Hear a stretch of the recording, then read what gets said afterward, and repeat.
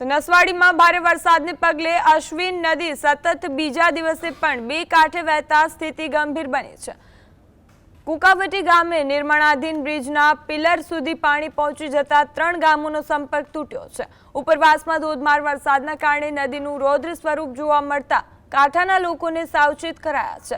વિસ્તારમાં હજુ પણ મેઘરાજાની બેટિંગ ચાલુ જ છે।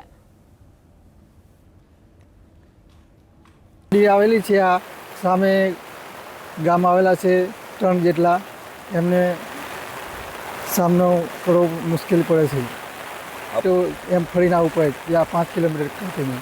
અને કેટલા દિવસથી નદી આવે છે? 3-4 દિવસથી ગયા નદી સખત ચાલુ છે।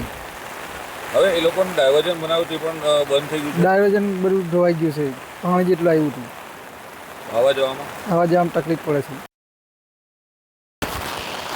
છોટાઉદેપુર જિલ્લામાં સતત બીજા દિવસે વરસાદ પડી રહ્યો છે। આપ તસવીરોમાં જોઈ રહ્યા છો હાલ નસવાડી તાલુકાના કુકાવટી ગામ પાસે છે। કુકાવટી ગામ પાસેની અશ્વિન નદી બે કાંઠે વહી રહી છે। સતત બીજા દિવસે આ નદી બે કાંઠે વહેતા સામેના કિનારેના 3 ગામો છે તે 3 ગામો સંપર્ક વિહોણા બન્યા છે। ત્યાંથી લોકો અવરજવર કરી શકે તેવી સ્થિતિ નથી। બીજી બાજુ ફરીને 10 થી 15 કિલોમીટરનો ફેરો છે। હાલ તો આ પુલની કામગીરી ચાલી રહી છે, તે ડાયવર્ઝન પણ ધોવાઈ ગયું છે। હવે લોકોને અવરજવર કરવામાં મુશ્કેલી પડી રહી છે। ખેડૂતો પણ ખેતર જઈ શકે તેવી સ્થિતિ નથી। છોટાઉદેપુર જિલ્લામાં સતત બીજા દિવસે વરસાદ પડતા ખેડૂતો મુશ્કેલીમાં મુકાયા છે।